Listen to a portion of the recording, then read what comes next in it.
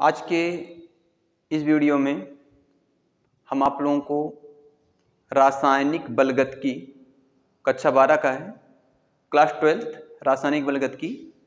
Board के द्वारा 5 number decide है इस चैप्टर से, आपके लिए काफ़ी इम्पोर्टेंट चैप्टर है। तो रासायनिक बलगतिकी क्या होती है, हम इसके बारे में आपको बताते हैं। रासायनिक बलगतिकी, रासायनिक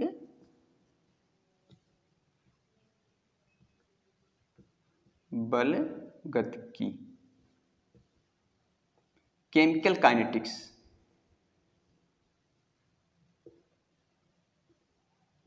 केमिकल काइनेटिक्स। जैसा कि आपको पता होना चाहिए, रासायनिक बलगतिकी जो है वह भौतिक रसायन की शाखा है। भौतिक रसायन के अंतर्गत टॉपिक है, रासायनिक बलगतिकी चैप्टर है। रसायन विज्ञान के भौतिक रसायन के अंतर्गत आपका रासायनिक बलगतिकी है। तो भौतिक रसायन की वह शाखा जिसके अंतर्गत हम किसी रासायनिक क्रिया के वेग, किसी रासायनिक क्रिया के वेग और उस रासायनिक क्रिया के वेग पर हम भौतिक कारक जैसे सांद्रता, ताप, दाब, उत्प्रेरक की उपस्थिति के प्रभाव का अध्ययन करते हैं। तो भौतिक रसायन की वह शाखा रासायनिक बलगतिकी के नाम से जानी जाती है। रासायनिक क्रिया क्या होता है, इस प्रश्न पर विचार उठता है। रासायनिक क्रिया क्या होता है? रासायनिक क्रिया का मतलब यह होता है कि पदार्थ का संगठन चेंज होता है। एक पदार्थ का संगठन जो होता है दूसरे पदार्थ में चेंज होता है।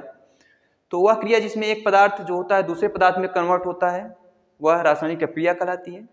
वैसे भौतिक क्रिया, रासायनिक क्रिया आप पिछली कक्षाओं में या बेस चैप्टर में आप पढ़े होंगे। तो रासायनिक क्रिया जानते हैं आप।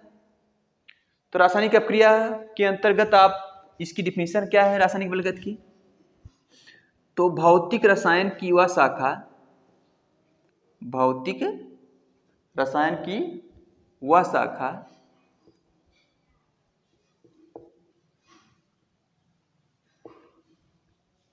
शाखा जिसके अंतर्गत या जिसके द्वारा हम अपक्रिया के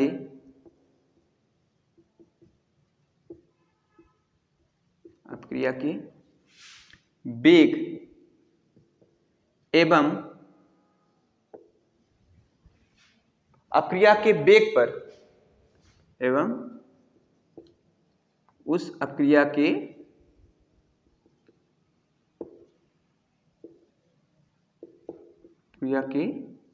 वेग पर भौतिक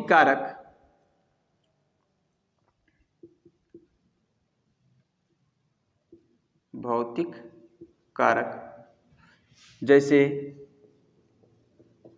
ताप, दाब, सांद्रता, उत्प्रेरक की उपस्थिति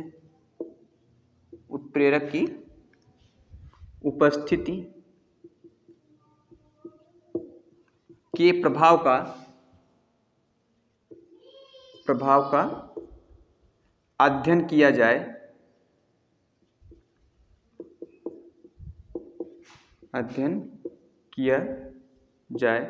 रासायनिक बलगतिकी कहलाती है। रासायनिक बलगतिकी कहलाती है। एक चीज ध्यान देना, बलगतिकी में पढ़ना क्या है? केमिकल काइनेटिक्स, गतिकी। तो किसी भी रासायनिक अपक्रिया किस दर से संपन्न हो रही है, किस वेग से संपन्न हो रही है और उसके संपन्न होने में ताप, दाब, सांद्रता का क्या प्रभाव है कि ताप को बढ़ा देंगे, दाब को बढ़ा देंगे, सांद्रता को बढ़ा देंगे। और ये चीज आप रासायनिक साम्य में भी जानते होंगे। तो इस सब का अध्ययन जो होता है रसायन विज्ञान की जिस शाखा में करते हैं वह बलगतिकी नाम से जानी जाती है। अच्छा, रासायनिक अपक्रिया के बारे में हम चर्चा करते हैं। अक्रियाओं के बारे में आपने सुना होगा, तीव्र क्रियाएं क्या होती हैं, मंद क्रियाएं क्या होती हैं, अति मंद क्रियाएं क्या होती हैं। जैसे मंद क्रियाओं में आपने देखा होगा दूध से दही का बनना, जैसे आप पिछली कक्षाओं में, लोअर कक्षाओं में पढ़े होंगे, दूध से दही का बनना मंद क्रियाएं हैं। तीव्र क्रियाएं बहुत जल्दी होती हैं, संपन्न होने में बहुत कम समय लगता है, आयनों के मध्य होती है क्रिया। तो रासायनिक अक्रिया हम जो होता है, रासायनिक अक्रिया के वेग का अध्ययन बलगतकी के द्वारा, हम रासायनिक अक्रिया के वेग का अध्ययन जो होता है वह मंद क्रियाओं पर ही कर सकते हैं। तीव्र क्रियाओं पर और अति मंद क्रियाओं पर रासायनिक अक्रिया के वेग का अध्ययन नहीं किया जा सकता है। क्यों, इसके बारे में हम आपको बताएंगे। तो 3 प्रकार की अक्रियाओं को हम आपके बारे में बता दें।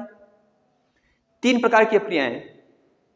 तो फर्स्ट अक्रियाएं आपको आयनिक या तात्कालिक अक्रियाएं। आयनिक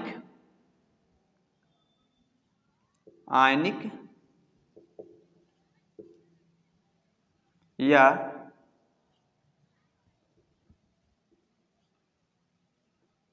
तात्कालिक। तात्कालिक मीन्स तुरंत संपन्न होती हैं जो तात्कालिक अक्रियाएं।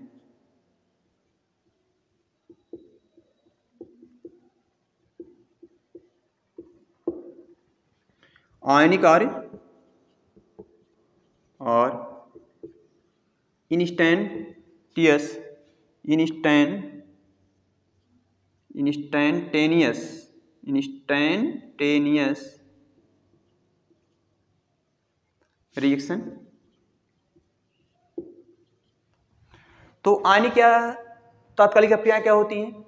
ऐसी अक्रियाएं जिनके होने में बहुत कम समय, यानी 10⁻³ सेकंड से भी कम समय लगे, तो ऐसी अक्रियाएं आयनिक या तात्कालिक अक्रियाएं कहलाती हैं। और आयनिक या तात्कालिक अक्रियाओं पर हम रासायनिक अक्रिया के वेग का अध्ययन नहीं कर पाएंगे। क्यों नहीं कर पाएंगे?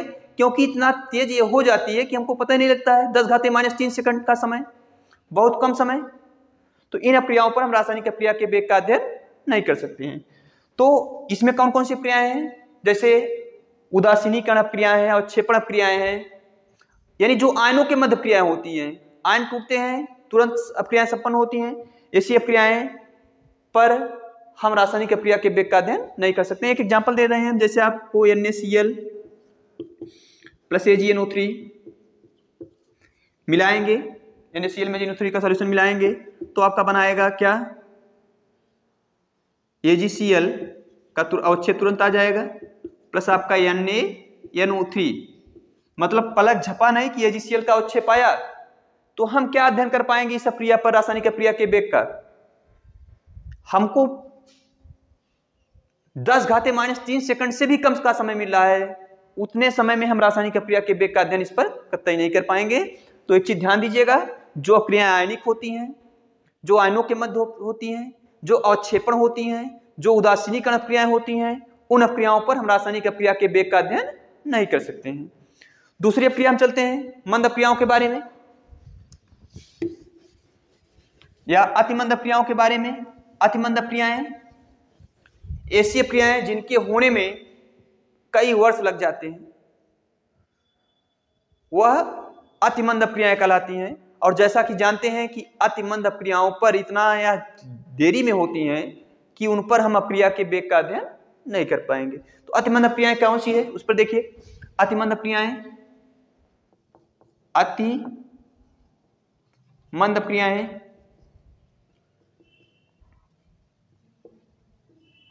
ऐसी अक्रियाएं जिनके होने में, ऐसी अक्रियाएं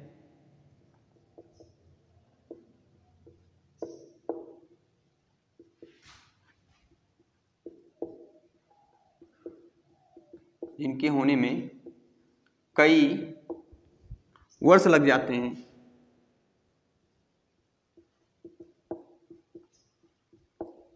कई वर्ष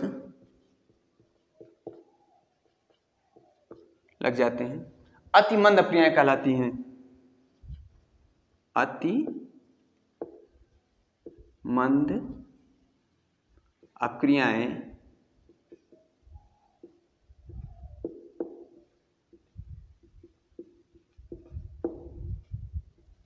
तो कई वर्ष लग जाएंगे तो अति मंद अपक्रियाओं में, तो इस पर रासायनिक अपक्रिया के वेग का अध्ययन हम नहीं कर पाएंगे। नेक्स्ट, इसका एग्जाम्पल कोई ले लेते हैं।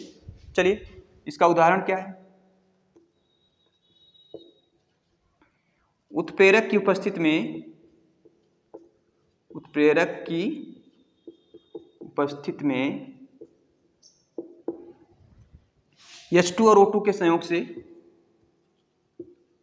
H2 और O2 के संयोग से जल का बनना, जल का बनना, ये क्या है? मंद अपक्रियाओं का उदाहरण है कि उत्प्रेरक की उपस्थिति में H2 और O2 के संयोग से जल का बनना जो है मंद अपक्रिया, कई वर्ष लग जाते हैं, तो इस पर रासायनिक अपक्रिया के वेग का अध्ययन हम नहीं कर पाएंगे। अब हम चलते हैं मंद अपक्रियाओं के बारे में। Slow reaction, this is very slow reaction, this is slow reaction. Next, तीसरा, मंद अपक्रियाएं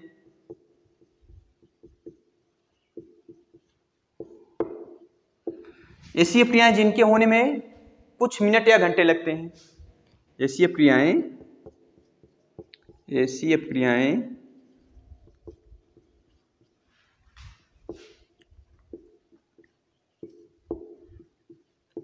जिनके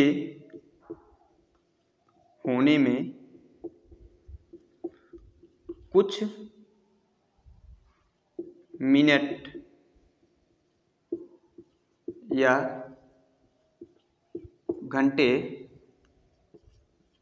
लगते हैं, मंद अपक्रियाएं कहलाती हैं, मंद अपक्रियाएं कहलाती हैं।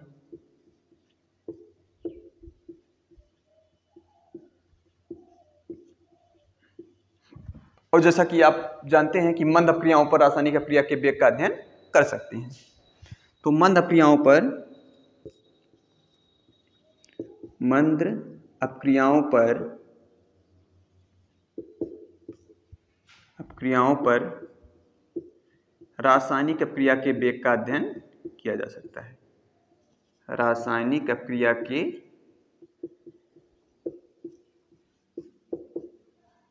वेग का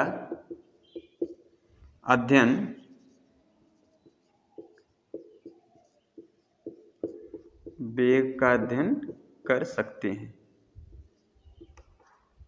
ठीक, इसका एग्जांपल ले लीजिए कोई, जैसे CH3COH प्लस CH3CH2OH,